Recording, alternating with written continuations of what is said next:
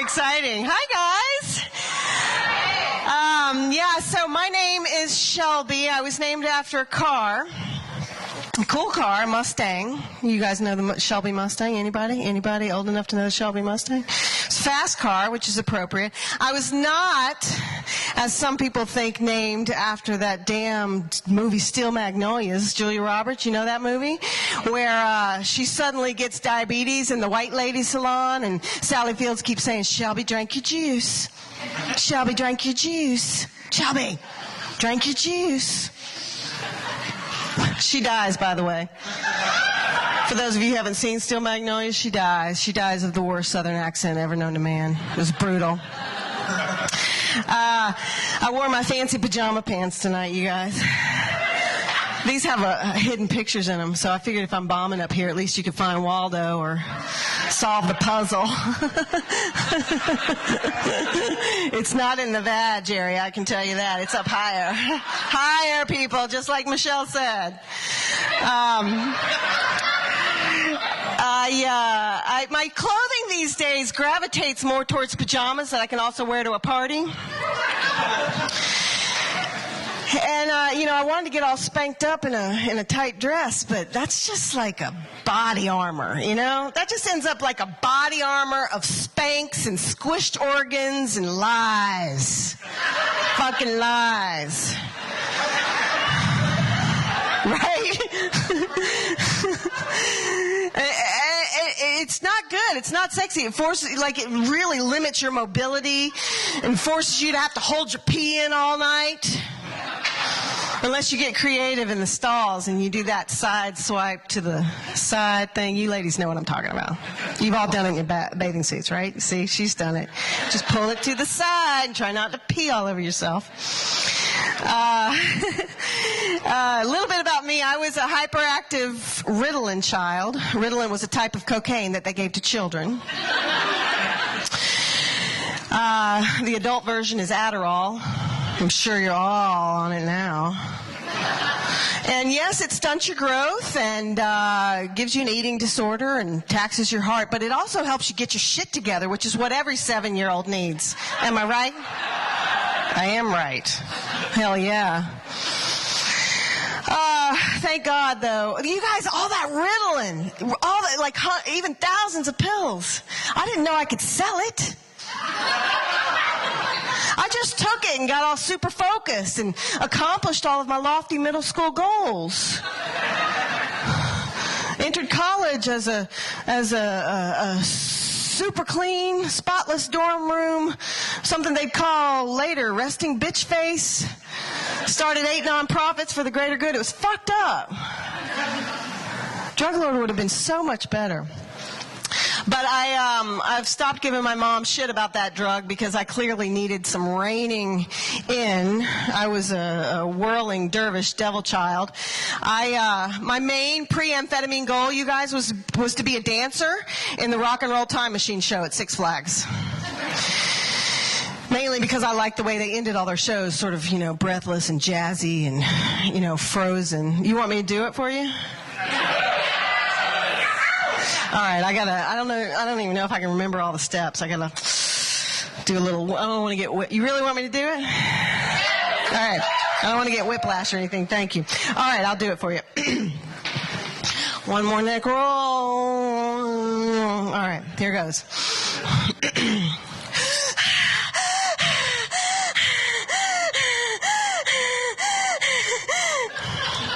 That was it. That was the only part I would practice. It was the part with the most drama and the part that got the most applause. Who knew there was more work to it than that?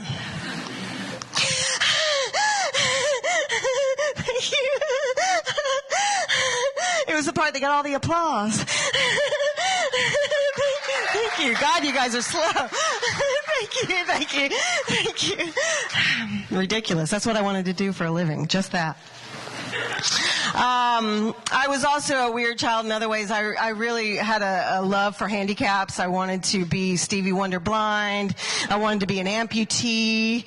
I went to school with cardboard around my waist so I could have scoliosis too. I begged my parents for crutches and a wheelchair. You know when you lay flat and you've got that heartbeat in your stomach? Well, I told everyone that that was my baby. Not technically a handicap, but still not something a 7-year-old should be telling people. And here's the worst, you guys. I swear to God. One time at a birthday party, I confused the word chase with the word rape. And I ran around at a backyard birthday party saying that the family dog was raping me. I know. Ritalin, right? Hello?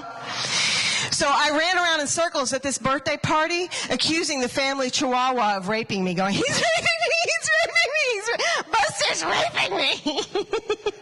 Stop raping me, Buster. Stop it, okay? I'm out of breath. Ritalin, I'm telling you. So clearly I was the poster child for Ritalin. I don't give my mom too much shit for it because by the age of 7 I was like bursting into undeserved applause for grand finales. I was telling people I was pregnant, and I was telling people that the neighborhood dog was raping me, and he was a chihuahua. So hello, Mexican. Somebody got it. Thank you. There are not enough racists here. Where are all the racists? Come on. I have a random sex question. I would like to know who came up with the 69 position, because that is the dumbest sex position ever. And I'm going to tell you why. You cannot give and receive at the same exact time, okay? They void each other out, cancel each other out. It's like drinking a Diet Coke and eating a Snickers bar. It's pointless, okay? Now, technically, I'm married. I'm not doing 69s anymore. But, yeah, it's even harder for me because I have something called lysdexlia, so I get it all backwards. And I'm not alone. I know a lot of us have it. As a matter of fact, everybody take a minute and look to the left. See, half of you got that wrong, so I am not alone. So we just need to whatever came into your mind when I said 69, just imagine it's worse for a dyslexic, okay? Just imagine it inverted and turned upside down. It's a hot mess. So let's just retire the 69 for the dyslexics, because we can't chalk and woo gum at the same time. Now I have something called ADHD TV. Which is where you try to do what they were doing on those shows, but you don't have any of the proper tools or supplies. And it's even worse for me, you know, obviously with the lysdexlia.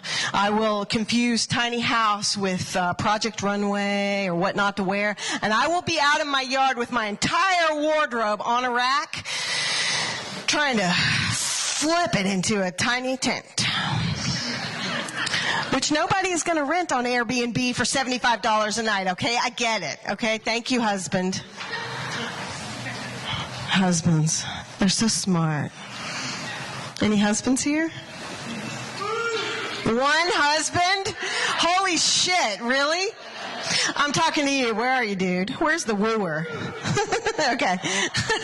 I have a husband. He's awesome. He thinks I'm at a meditation retreat being quiet, but fuck that. We run a nonprofit together from home. God bless us. I don't know. Anybody work with their spouse? Anybody? Nobody work? Well, I don't recommend it. I barely recommend having a spouse. So, but if you do work with your spouse, I think you should be allowed to have an open marriage. And if you run a nonprofit, I think you should be allowed to have open containers. And I think it should come decreed on papers with your 501c3 approval. You are hereby allowed to have an open marriage and open containers. Good luck. You're going to need it. It's the least we can do. Yours truly, the government. For those of you who don't know, a nonprofit is a type of business that makes no profit, which is the dumbest kind of business you can have. Thanks, hindsight 2020. So let's see, what else do I want to talk about? We have a young son who turned out extremely Aryan, which was a shock to us. I personally thought we were all Jewish, but I didn't, on my side of the family anyway, but I didn't pay for the full report on Ancestry.com. It was too expensive. Thank you. But But he is so, you guys, he's so blonde. Sometimes I am literally blinded by his blonde hair and his blue eyes. Like I have to wear sunglasses. It's either that or the raging headache I get from presuming he's a racist. Or maybe it's the swastika birthmark on his, or the white power birthmark, whatever. Yeah, but he's sweet. He just doesn't look anything like us. My husband says, "What?" I'm always like, "Where did he get that blonde hair and blue eyes?" And he's like, "I don't know. You were the one that got hammered on Halloween." And I'm like, "Hammered or hammered? Or just plain old hammered, because there's 3. Anyway, over my head. Once again, husbands.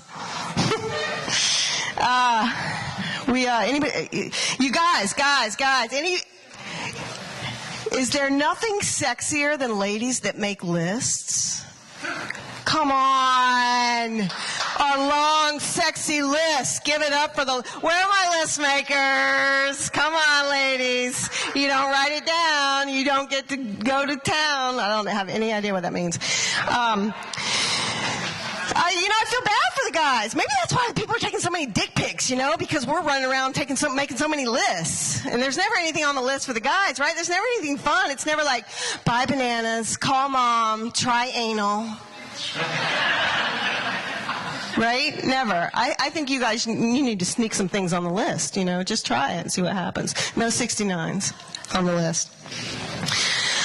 You guys, speaking of lists, grocery lists, I have everybody has their favorite Kroger. My favorite Kroger? Nope, not Murder Kroger. I got a better one than that. My Kroger is amazing. It's like a cross between a Cambodian flea market and a Kroger. And there's like this little grocery store in the middle, and it's surrounded by all these bodegas and tents and oils and scents. You can get your hair done. You can get your nails done. You can get your feet done. And now at the Belvedere Plaza Kroger on Memorial Drive, thank you very much, you can get your hoo-ha done. I swear to God, I got the flyer in my car. At my Kroger, you can literally get a Brazilian. You remember back in the day when Kroger only sold food? Mine's full service now.